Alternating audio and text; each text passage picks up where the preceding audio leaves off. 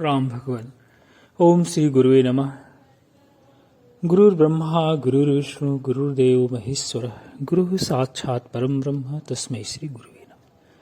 श्रीमद् भगवद गीता का आज हम पढ़ रहे हैं 38वां श्लोक। कह रहे हैं कि देखो, इस संसार में ज्ञान के समान पवित्र करने वाला निसंदेह कुछ भी नहीं है।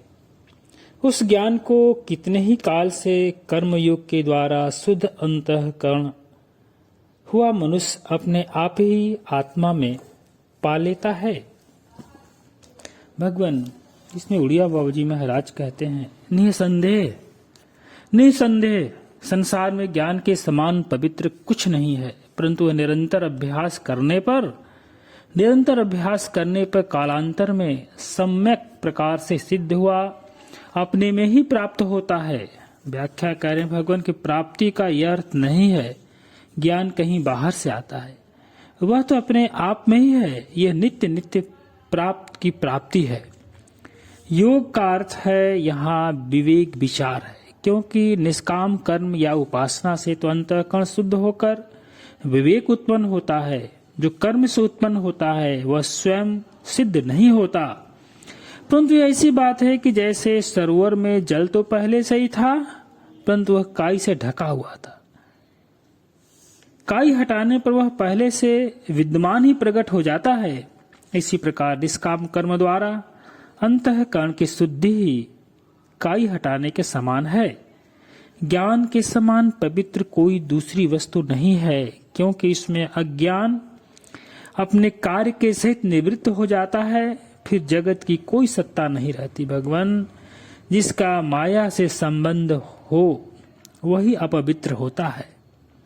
अपवित्र कौन है? जिसका संसार से माया से संबंध हो। अतः लौकिक अलौकिक सभी सृष्टियां अपवित्र हैं। ज्ञान होने पर जब पुण्य का संस्कार भी नहीं रहता, तब पाप तो कैसे रहेगा? अतः ज्ञान से बढ़कर पवित्र कुछ भी नहीं है। प्रश्न भगवान यहाँ आता है कि यदि ज्ञान के समान पवित्र कुछ भी नहीं है, तो ऐसा ज्ञान सब प्राप्त क्यों नहीं कर लेते हैं? बहुत सुंदर प्रश्न भगवान। उत्तर में कह रहे हैं भगवान, ज्ञान की प्राप्ति बहुत कठिन है। पहले निष्काम भाव से शुभ कर्म करने पर अंतःकरण शुद्ध होता है, फिर वैराग्य होकर जिज्ञासा होती है। उसके पश्चात सद्गुरु की प्राप्ति होने पर उनकी कृपा से श्रवण आदि द्वारा ज्ञान प्राप्त होता है।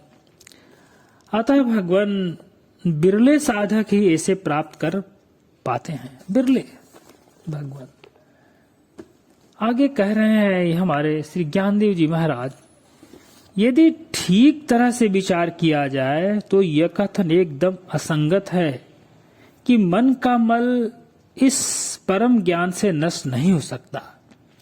फिर इस संसार में ज्ञान से बढ़कर और कोई पावन चीज भी तो नहीं है। जैसे संसार में चैतन्य के अलावा और कोई दूसरी वस्तु नहीं है जिसकी तुलना चैतन्य के साथ की जा सके, वैसे ही यह ज्ञान भी ऐसा उत्तम है कि इसके टक्कर का और कोई पदार्थ है ही नहीं।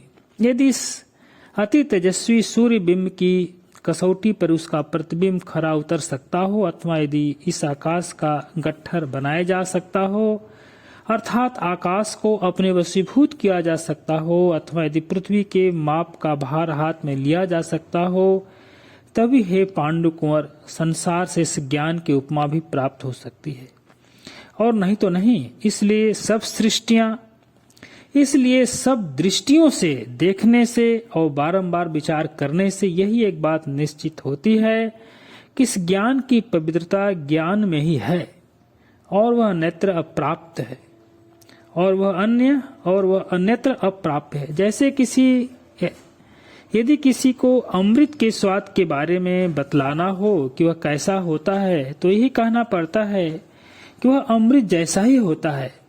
वैसे ही ज्ञान के लिए भी सिर्फ ज्ञान की ही उपमा दी जा सकती है, किंतु अभी संबंध में और अधिक कहना केवल समय गंवाना ही है। श्री कृष्ण के ऐसा कहने पर अर्जुन ने कहा, हे देव, आप जो कुछ कहते हैं वही सत्य है। तत्पश्चात अर्जुन ने मन ही मन सोचा कि अब श्री कृष्ण से इस ज्ञान को पहचानने का तरीका भी पूछना चाहिए और इसके लक्षण क्या है इसकी जानकारी भी कर लेनी चाहिए।